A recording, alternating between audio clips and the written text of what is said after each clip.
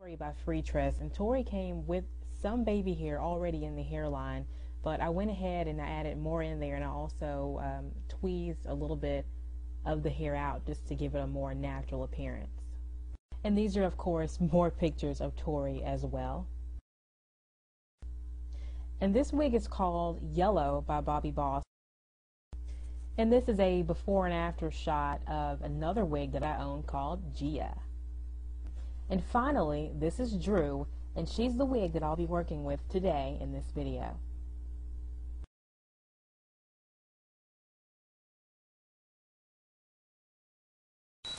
Hey y'all, thank you for watching. It's Martina back with another video for you all. Now I know a lot of people have been wanting to know how to make their lace front wig hairline. You see this?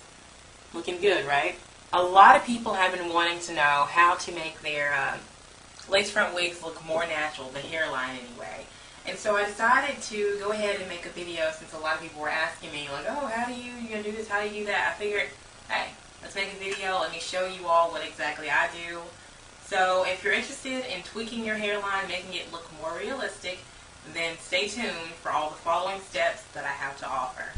Please make sure you have the following items: a styrofoam wig head, some sort of a hair clip to keep your hair out of the way while we're working, tweezers,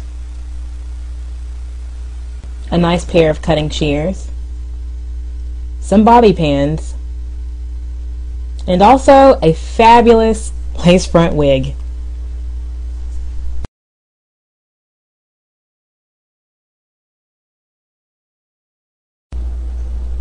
Now, I've already cut the hairline or the lace on the hairline of my wig before starting the video, but if you have not done that yet, one tip I'd like to offer to you all is to basically, when you cut the lace off, try not to cut it in a straight, a straight line. Maybe go a little uneven with it, because that also adds a more realistic look to the hairline as well. But moving right along, the first thing you want to do is go ahead and secure your wig or to a wig head. Now, normally people would do this with some sort of like a wig pin or something, or a wig head pin, but I don't have that.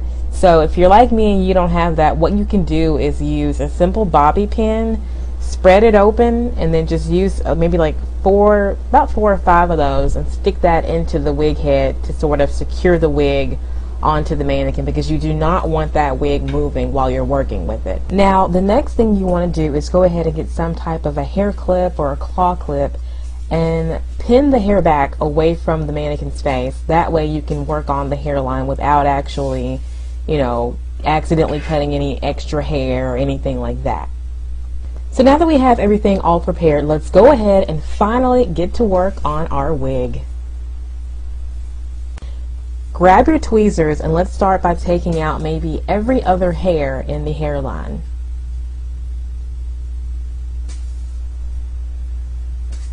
Now, when you're doing this, be very careful not to actually snag the lace, because if you do that, then you will rip it. So what you want to do is make sure that you're grabbing the hair from the root and not grabbing any of the lace. And you'll want to keep plucking the hair until you just sort of get more of a natural appearance without the hair actually being in a straight line. So once you start to see the hairline, starting to transform a little bit, try on the wig and see about how much more hair you would need to take out. But normally I usually start off by taking out every other hair, and then if it's not enough, then I'll go in and I'll take out, maybe 2 to 3 hairs at a time. But just start off going slow, because you don't want to take out too much. I prefer taking out not enough hair in the beginning and then going back in later on, because once you take out too much, it's too late to go back. So it's better to start off, slower by taking out 1 hair at a time, every other hair, as opposed to taking out a big chunk of maybe 5 or 10 at a time, because you don't want to go overboard with it.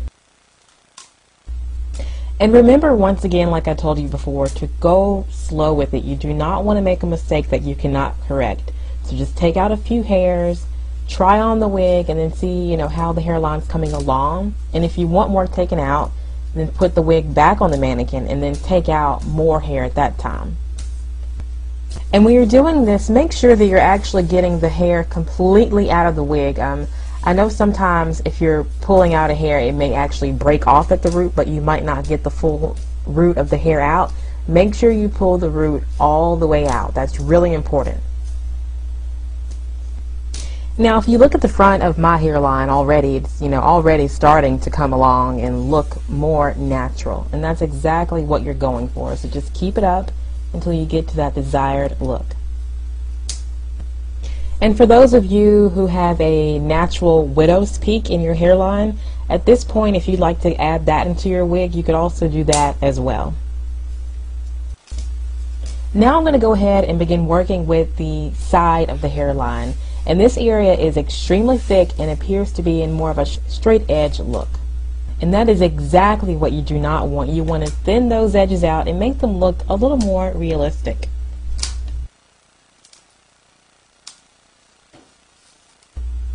Now, just to go ahead and speed this video up, I'm going to go ahead and finish this side of the wig, and then I'm going to do the other half off camera and come back and show you what the final result of this step looks like.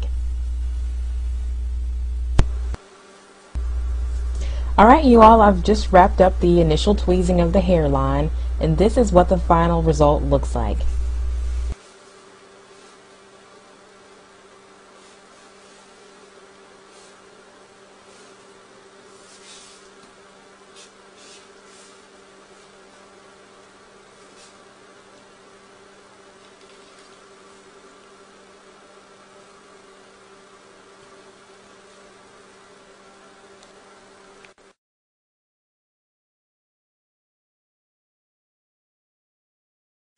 Alright, you all, it's time for the next step, which will be to tweak the hairline by adding baby hairs if you're interested in doing that. Now, me personally, I always wear baby hairs. So this is, for me, this is one of the key steps to really making it look like how I would normally wear my real hairline.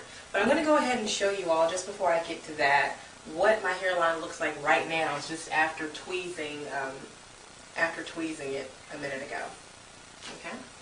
I'm just going to clip it up. And I want to let y'all know that this wig has, it came with a little clip or combs inside of it. I have two here and one in the back. I'm not using the combs. Basically all I did was take some bobby pins and just kind of stick two over here and two over here. Now when I get ready to wear the wig out, depending upon what it's looking like, I might use the combs, but I try to stay away from those combs if at all possible. So that's what it's looking like right now. Okay, let me go ahead and show you the front. Now, as you can see, this is pretty much, this mimics what my natural hairline would look like. I don't have the wig all low. You want to make sure you pull the wig up to about the point, where your hairline would be. That way it obviously will look more natural. And you want to make sure you kind of have it, you don't want a straight hairline. You want it kind of, a little bit patchy. That way it looks really, really, really realistic.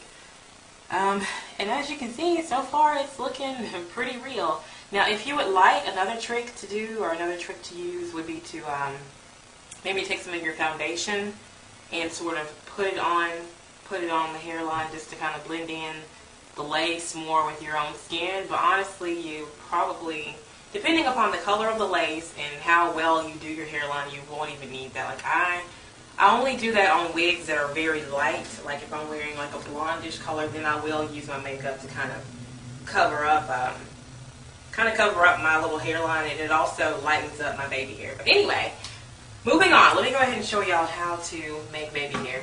Now, there are two ways to make the baby hair. Two ways that I make my baby hair on my wigs. The first one will be the tweezing method. With tweezing, I found, really both of these methods are just as effective. The tweezing method just takes a little bit longer than the shear method, but I'm going to go ahead and show you both of them. So here they go. You'll need to take your comb and pull out